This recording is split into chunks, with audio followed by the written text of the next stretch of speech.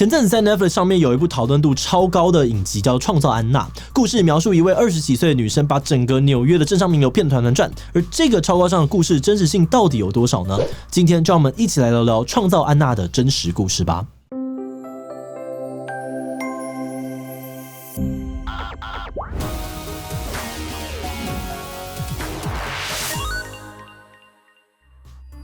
Hello， 大家好，我是志祺。前段时间在 Netflix 上面忽然冒出了很多跟诈骗有关的影片，而里面最夸张的一个可能是这部《创造安娜》。故事讲一个叫做安娜的女生怎么靠着吹嘘自己是德国富二代，跟纽约的顶级大明星、名模、银行家、企业家交朋友，甚至还差点弄假成真，申请到2000万美金，大概5亿多台币的贷款来创业。重点是《创造安娜》其实是一个真实案件改编，而这个安娜本人在现实当中真的存在。那这个现实当中安娜到底是做了多夸张的事情才会被拍成 Netflix 影集呢？今天就让我们一起来看看吧。不过当然，下面的讨论会爆雷哦，担心被剧透的话，我们这边就先来一个防雷的工商服务时间。你想通过群众集资来实现愿景推广产品，但不知道从何开始吗？让集资顾问同步达吉给你专业又给力的协助。同步达吉是由我和杰哥，也就是简讯设计和只要有人共同成立的群众集资品牌，希望让更多值得被支持的募资计划被看见、被实现。首先，我们非常熟悉 YouTube 的生态，可以善用自己机器的资源，媒合许多影音创作者参与合作。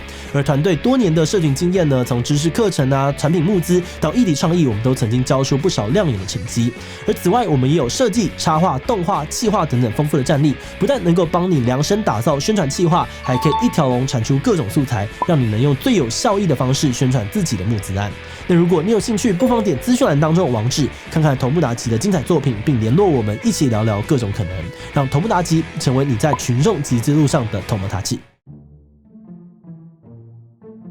在2013年左右，纽约的上流圈子里面出现了一个神秘的年轻女人。这个年轻女性呢，名叫做安娜·戴维尔。她说着口音奇特的英文，自称是来自德国的富二代。那如果她只是随口讲讲，大家当然半信半疑。但安娜呢，永远身穿名牌，对艺术品有着非常好的品味，还认识纽约所有最顶级的餐厅，感觉还真的蛮可靠的。而且安娜对身边的朋友也非常的大方，时不时就会买名牌啊、首饰、衣服送人，还会请朋友吃非常高级的餐厅。有一次，安娜甚至还请她的明星私人教练，还有在著名杂志《浮华世界》工作的朋友瑞秋·威廉斯一起飞到摩洛哥旅游，还住在超高级的度假村，出手非常的阔绰。像是安娜呢，曾经入住的这个纽约高级饭店，他们的门房奈福就表示说，在安娜入住的时候，小费都是100美金，100美金在给的，一点都不手软。而这样夸张的花钱方法呢，就连看惯富豪的纽约名流也都觉得安娜真的超有钱，每个人都相信安娜是货真价实的富二代，而安娜也就这样子成功得到了大家的信任，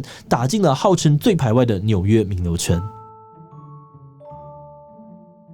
那如果你以为安娜只是沉醉在纸醉金迷生活的假名媛，那你也太小看她了。在纽约期间呢，安娜宣布要打造一个全纽约最高级的艺术社交中心，专门用来服务上流人士。而这个中心呢，会用她自己的名字命名呢，叫做安娜戴维尔基金会，简称为 ADF。那为了打造 ADF， 安娜呢不停的跟各种政商名流交朋友，到处筹措资金，最后还真的拉到了纽约的饭店巨头、高级的餐厅老板、著名设计师等等的顶尖团队来跟她合作，还相中了一个占地1200多坪的历史教堂，准备要在这里大展身手。而万事俱备，现在安娜只要找到大概2000万美金的资金，就可以启动这个计划了。不过，即使是德国富二代一个25岁的年轻女性想要跟银行借到一大笔钱，其实还是很困难，没有银行家要把她当一回事。所以安娜想到了一个办法，她宣称自己在瑞士有6000万美金的资产，由一个叫做彼得·汉内基的人负责管理。然后安娜到纽约的一家大型事务所，请了一个名叫做安迪兰斯的律师来协助她的贷款工作。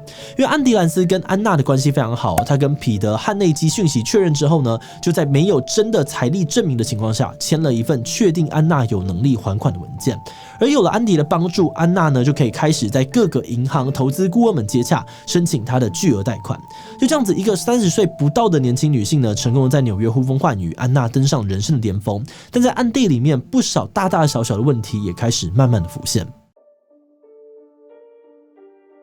像前面提到，安娜在纽约的高级饭店出手阔绰，但饭店主管不久就发现说，他们根本没有拿到安娜的信用卡资讯，而且每次问起住宿账单的事情呢，安娜总是一拖再拖，让他们开始产生怀疑。最后饭店狠下心来，严厉的要求安娜付款，她才不情愿的付清了将近3万美金的房屋费用，然后马上搬进其他饭店，再用同样的手法拖延付款。而这样的手法用了几次之后呢，安娜就变成了纽约饭店之间的黑名单，没有人愿意让她入住。另外呢，就像前面提到的，安娜说要请健身教练还有朋友瑞秋到摩洛哥度假村玩，可是玩到一半却表示说信用卡有问题刷不过。当时度假村的人员威胁报警，而他的朋友瑞秋只能同意先代付6万美金的房费。而类似的状况越来越多，但很多人还是半信半疑，觉得安娜只是一时忘记。像是艺术收藏家黄旭夫呢，就表示说，他跟安娜在一场晚宴认识，安娜提议2人一起去参加威尼斯双年展，请他先代订这个饭店还有机票。可在事后，安娜却一直没有把这笔钱还给他。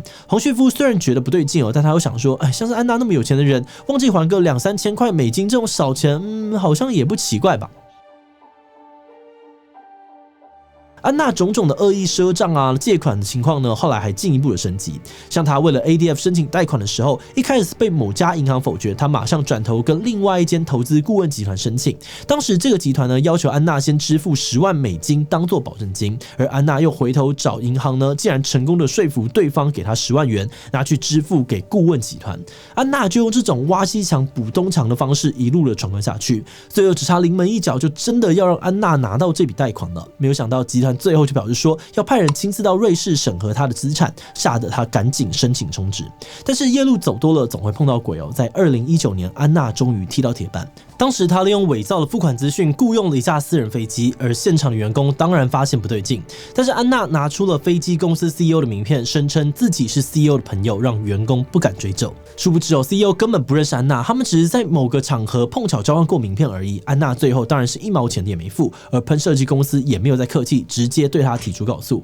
那另外摩洛哥度假村事件的受害者瑞秋呢，也因为迟迟等不到安娜还钱，同样决定对安娜提出告诉。最后瑞秋假借约吃饭的名义把安娜找了出来，协助警方把她逮捕归案。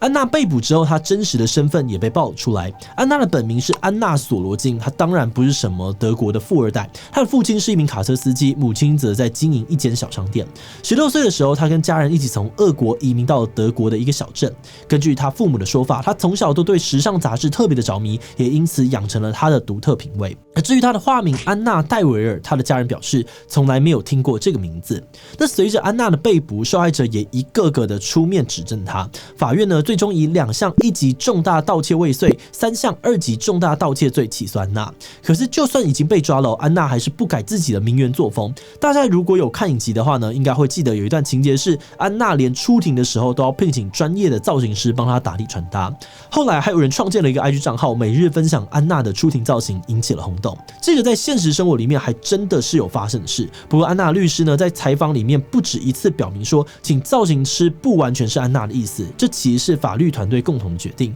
目的呢是要让安娜能够看起来比较无罪。只不过从事后看来呢，这个做法好像没有什么用。不少舆论呢甚至觉得说，哇，你这个诈骗仔被捕了，竟然还那么嚣张，反而造成了反效果。最后陪审团判定呢，安娜有8项罪名成立，并且被判4到12年的有期徒刑。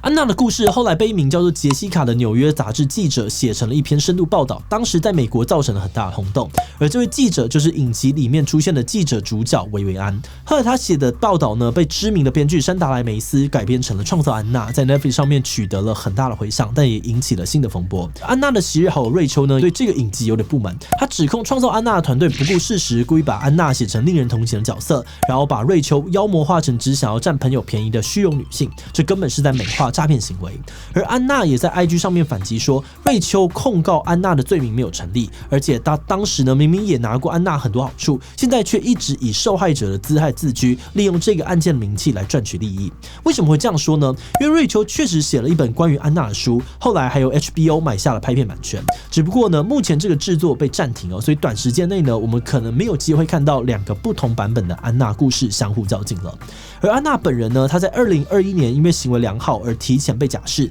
可是出狱后没有多久呢，就因为签证过期而再度的被拘留。我们看这个影集的时候，真的觉得很疯狂哦，因为安娜其实毫无背景，要说外表也不是超级突出，要说个性，很多跟她相处过的人也说她不是非常讨喜。这样的一个人到底是怎么骗过整个纽约的上流社会的呢？我们觉得一个可能的原因是安娜非常清楚知道形象对人的影响力，只要外表看起来充满自信，用很炫的奢侈品和梦想来包装自己，大部分的人的第一时反应呢就是羡慕。这其实也是人之常情哦，因为安娜包装出来的人生根本就是大家的梦想，所以大家想要变成她，想要接近她都来不及了，几乎不会有人怀疑说这个包装的背后到底有多少的真实性。而另外有个很微妙的地方，就是安娜差一点点就拿到了几千万美金的贷款，差一点点就弄假成真，变成真的千万富翁跟创业家。所以就有人认为说，虽然安娜的诈骗行为不对，可是呢，她30岁不到就能够打造出这样子的团队，其实是非常有能力跟手腕的。那当然，也有人觉得说，这个所谓的成就都是建立在吹牛诈骗的基础上，根本没有什么值得称赞。所以最后就想来问大家，你会怎么看安娜这个人呢？安娜只是出身不好才会变诈骗犯，不然一定是一个商业奇才。逼诈骗就是诈骗，不应该过度美化这种犯罪行为。所以不确定哦，没有人知道他是私底下用什么样的手段才达成这个目标的。提起他留言告诉我们吧。最后，如果你喜欢今天的影片，欢迎分享出去，让更多人知道创造安娜的故事。此外呢，也可以点击这个地方看 Tinder 诈骗王以及播音丑闻的讨论。那么今天的世纪77就到这边告一段落，我们就明晚再见喽。